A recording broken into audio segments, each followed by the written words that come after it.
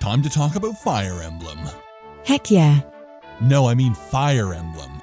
Heck yeah. No, I mean Fire Emblem.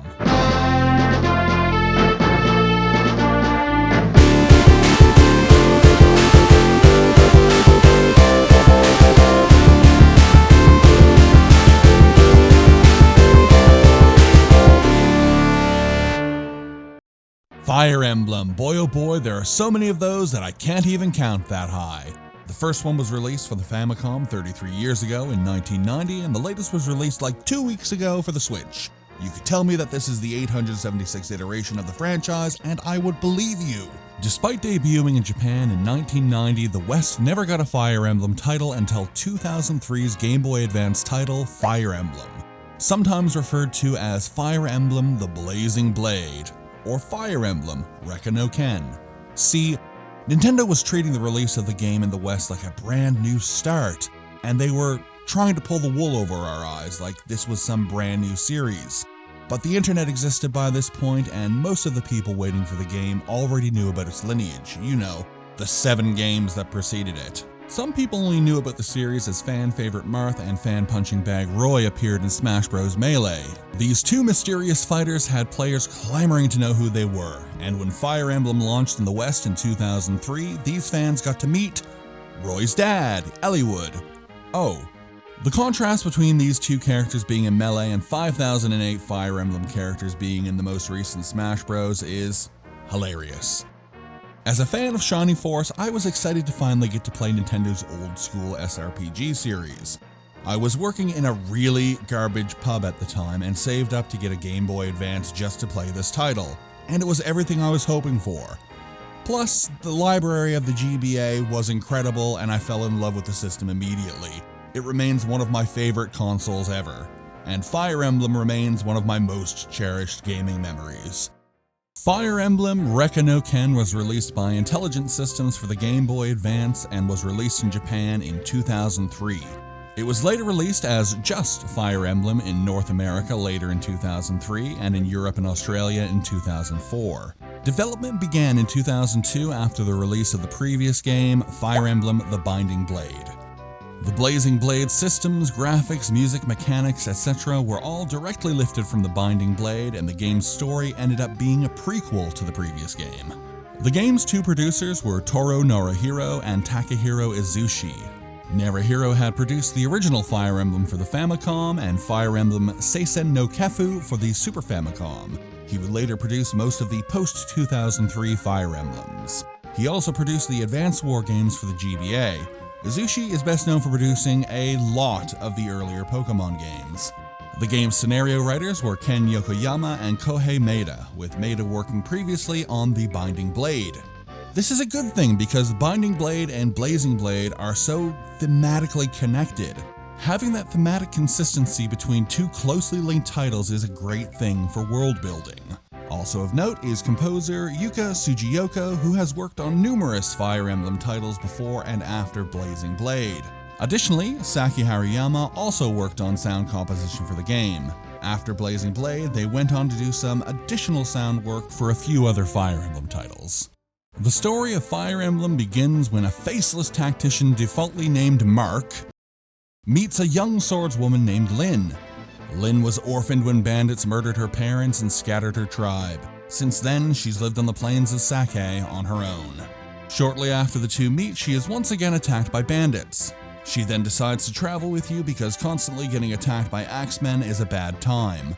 The plot is turned up to 11 when you reach a nearby town, and this game's green and red knights, Sane and Kent, reveal that she's the girl they are looking for. It turns out Lyn is a princess and heir to the throne of Caelin, but her queef pigeon uncle Lundgren wants her dead because he wants the throne for himself. The repeated bandit attacks have been his way of trying to off her, but he is hiring some absolute talentless goons, and they have always been unsuccessful. Before leaving for Caelin, Lyn and crew head to the local temple to pray to the sword Mani Katti. This time, instead of bandits, mercenaries attack. But Lyn takes the Mani Katti as she's also the Chosen One. A princess and the Chosen One? That's a pretty sweet deal. After taking up the sword, the party heads to Caelin and has many adventures along the way. Adventures that serve as a tutorial.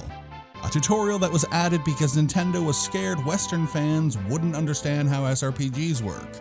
You guys ever hear of Shining Force or Final Fantasy Tactics? Whatever. After defeating Lundgren, you get to choose seeing the rest of the story from Eliwood's or Hector's viewpoint. Eliwood is the son of the Marquess of Ferre and is searching for his missing father. Hector is the brother of the Marquess of Ostia and has a big axe. Fantasy names. The two sides have some slightly different plot viewpoints, a couple of different battles, and a few different recruitable characters. But you end up having Lyn, Eliwood, and Hector in your party regardless of how you move forward anyway, so don't sweat it. A year passes after Lundgren goes bye-bye and the Marquess of Ferre has gone missing, leaving his son Eliwood to set out and try to find him. While stopping at a local village, bandits attack and Eliwood meets up with the player character, default name Mark. The Tactician. Joining forces, you take down the bandits. Meanwhile, in Ostia, Marquess Uther does not want to get involved. But his younger brother Hector heads out on his own to help his friend Eliwood. The three lords, Lyn, Eliwood, and Hector eventually all meet up and join forces. During the game, you will fight against a cabal of assassins attempting to do cartoon villain things, including taking over the world. They convince the Marquess of Laos to rebel against Lycia, sowing discord across the continent. Because what tactics game is complete without scheming, underhanded, backstabbing politics? Also, they're trying to summon dragons. The story does a good job of combining fantasy swords and sorcery with kingdom-centric politics. Being Fire Emblem, there's lots of tropes, but the game does a really good job of making even the most overdone tropes feel pretty fresh. The characters in Fire Emblem range from unforgettable to generic stock unit. It's all over the place, but hey, like I said, tropes. The lords are all remembered fondly, with Lyn especially becoming one of the series' most popular characters. Just look at Fire Emblem Heroes, she has about 9,000 different character variations. Raven is a personal favorite of mine, an antagonistic mercenary on a revenge quest, and a hell of a unit. Ninian is a dancer, so of course she's helpful, but she's also important to the story. Carla is not essential to the story at all, but she's a killer swordswoman. And then you have absolutely forgettable characters like Lowen. The villains Ephidel and Limstella are also pretty cool. They are a race of creatures known as morphs, genderless constructs made from recycled quintessence. They're the minions of the main antagonist, the wizard Nurgle, and 100 times more interesting than he is. Their cold and calculated demeanor, dark hair, gold eyes, pale skin, and uncanny appearance have just enough of an air of terror about them that I greatly enjoy. Like I said, the characters are all over the place in this game, but it's bound to happen when you have a game with over 100 named characters. The gameplay in Fire Emblem has lots of hallmarks from previous FE titles and from the SRPG genre as a greater whole. Your role as the party's tactician is, I'll be honest, a little flimsy. This silent protagonist is only involved in dialogue with the three main lords, kind of a way to feel like you're connected to the story and not just a voiceless silent protagonist. I'm not really a fan of this. Most of the time, I don't like silent protags at all, but a voiceless and faceless foil is just too many steps removed. Thankfully, this doesn't really affect the gameplay or main story too much. Battles in Fire Emblem take place on a square grid, but damn, I would love to see just one FE title use a hex grid. Make it happen, Nintendo. Just once. Your units and enemy units have their own phases, so all of your guys have an action, and then all of the enemies have an action. I always preferred the Shining Force agility system, where whoever has the highest agility goes first, regardless if it's friend or foe. I think this is just a little bit more strategic.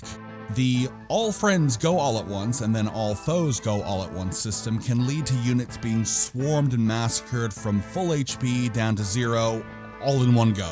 I don't like it. This all being said, Fire Emblem combat is always a treat.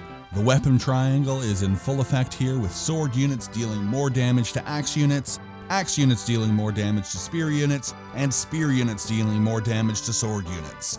Whenever a unit attacks another unit with the same attack reach, there is an automatic counterattack. This isn't like Shining Force, where there's only a percentage chance to counter. You always counter.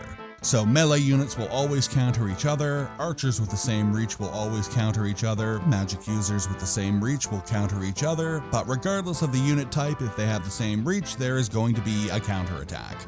This is one of my favorite things about the combat in Fire Emblem. Since you know when you're going to get a counterattack, you can use this to your advantage on where to place your units and if you're going to attack at all. If you know that attacking a unit won't kill it, but you'll take damage from its counter and that's enough to kill you, don't attack it. If you want to attack a unit but its counterattack and its direct attack are enough to kill you, don't attack it. It's great as well for leveling up your weaker units. Just let an enemy attack a stronger Jagan unit so that it counterattacks but doesn't kill the enemy unit, and finish it off with a weaker character. Presto. And with experience being a limited resource in this game, that might be a good plan. A lot of the early Fire Emblem games don't really have an easy way to grind experience. You have your units, and you have the enemy units on the map, and that's basically it. You can't escape from battle and retry if you need to grind experience. In Shining Force, you could easily cast Egress to leave a battle, heal up, and then re-enter the battle again. Great easy way to grind. In Fire Emblem, you have to be a bit more strategic about your experience since you can't do this. You do have a few dangerous ways to farm experience, like having weaker units attack a boss character who is in a stronghold who will automatically heal every turn. Constantly chipping away at their HP will slowly get you experience. You also have arenas where you can fight units over and over again to gain experience, but you have to be careful because you can die in the arenas. And that brings us on to our next point.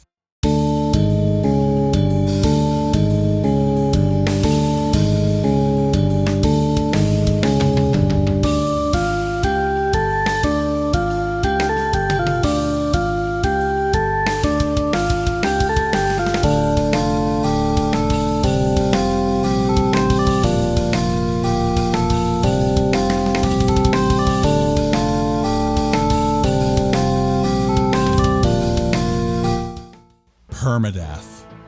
Permanent death. Fire Emblem is notorious for this, and I'm not really a fan. I always bring up SRPGs started for me with the original Shining Force. Shining Force is sometimes referred to as being too easy, and yeah, I get it. Like I said, you can egress from battles and grind levels whenever you need to. The AI is also as dumb as a bag of rocks, but that's beside the point. If your characters die in Shining Force, you can go to the church and pay a priest a couple hundred gold to resurrect them, and gold is never a concern. In Fire Emblem, when a character dies, that's it. They are gone. No resurrection. That character is lost for the rest of the game. This can have huge repercussions on how you proceed. If you only have a few strong units and they all die in combat, this is going to drastically affect your combat output. On top of this, the game autosaves constantly. After every single attack you or the enemy makes, the game autosaves. So if someone dies, you can't save scum them back to life. You can, however, restart the battle from the very beginning. This is meant to show that every single combat action is important. This can mean a single misstep or counterattack, critical, bit of RNG, or a million other little things can cause you to need to restart a battle if someone dies. And let me tell you, this can be a huge time sink. I remember trying to recruit Raven and constantly needing to restart the battle. I spent, honestly, like 10 hours of real human time trying to recruit him. This can be make or break for a lot of people. This makes it very hard, but that's what some people want. The meticulous planning of every single move, every round, every map. I get it, I really do. To have that much playing against you and succeeding can be an incredible moment. But for me, in this day and age with so many games to play, a job to work, personal responsibilities, I can't spend 10 hours restarting a battle 10 times to recruit one dude. I'll be honest, I loved it when they added casual mode to later FE titles. Half the fun for me is leveling up units and getting social links, so to lose a character permanently and get locked out of this sucks. And speaking of the support system, let's talk about that next, because I love it. Your characters will start off gaining affinities for each other in battle when acting close to each other. These are ranked from C to A, with A being the best, in this game at least. For example, let's say an archer is sitting behind a melee unit and they both attack an enemy. Every time either acts, they will gain affinity for each other. This will grant support conversations and stat boosts when those characters act around each other. The support system in later FE titles eventually gets a little bit more complicated with the addition of gifts, tea parties, and having babies. But I like the meat and potatoes version of this game just fine. The OST for Blazing Blade is one of my favorites in the series. While it's a common fact that GBA's sound output is not the best, Fire Emblem's OST is both huge and impressive. Soundtrack standouts are Opening History Unveiled, a sorrowful and harrowing piece that incorporates sullen harp melodies and a maudlin vocal performance with real vocals. These real vocals were removed for the European release as they took up a lot of space on the cart and they needed room for all of those different languages. The track Winds Across the Plain is a spirited piece with rousing strings and a driving but restrained bass and percussion performance. Raid is a great example of a darker track with its brooding atmosphere and menacing rhythm. If you want to play Fire Emblem, you don't have a lot of options. The only re-release the game got was on the Wii U Virtual Console, so if you want to play this game, you either need to find a pre-owned Wii U and get on the eShop, which is still up for another month, it closes on March 27th, 2023, or find a used GBA and a used cart. And with retro game prices being the way they are right now, I don't even want to think about what a cart of FE 2003 costs right now. This is why people pirate your games, Nintendo. You don't make them easily available to get. I bet this game is going to end up on the Switch's new GBA emulator, but you need the expansion pass, online pass thing in order to play GBA games. And that's not easy or affordable. Come on, Nintendo, sort it out. Reception for Fire Emblem 2003 was pretty good, with the game going on to be a fan favorite. I mean, how could it be anything but? This was the first FE we got. It both reviewed and sold well in North America and Japan. Outlets at the time like Eurogamer, Famitsu, GamePro, IGN, etc. all gave the game high scores. The game was also awarded with the title of Handheld Game of the Year by the Academy of Interactive Arts and Sciences, along with Excellence in Writing by the International Game Developers Association. What accolades! The legacy of Fire Emblem, The Blazing Blade, is set in stone. It was the Fire Emblem title that finally made the leap out of Japan, and it spearheaded a huge push for the series. The popularity of the series has ebbed and flowed throughout the years, but this game renewed interest in the series for the next couple of titles. Probably the most important game in the series until Awakening on the 3DS years and years later. The tactical role-playing game genre has always been a niche genre. Games like Shining Force and Final Fantasy Tactics, while popular, never really blew open the doors to the genre. But Fire Emblem is just about as mainstream as it gets. Games like Awakening, Three Houses, and now Engage have really shone a bright light on these types of games. And Fire Emblem The Blazing Blade was that first ray of sunshine from this amazing and long-running SRPG series for us here in the West. Hello, thank you for watching my little video. I really hope you enjoyed it. I absolutely love this game. I still remember playing this game on my lunch breaks at that garbage pub I worked at. 12-hour shifts with a 2-hour lunch. They ran me so ragged that I'd fall asleep in the lunchroom while playing the game. I'd wake up to Winds Across the Plain and damn my existence for needing to get back to cleaning dishes. What a bad job. Anyway, what are your thoughts on Fire Emblem? What are your thoughts on working bad jobs? Leave a comment below. Also, please like, share, subscribe, and ring the bell, and check out our Ko-fi. That's all for me today. I've been Richard for RPG Fortress. See you next time, and don't forget to hug a cat. Goodbye.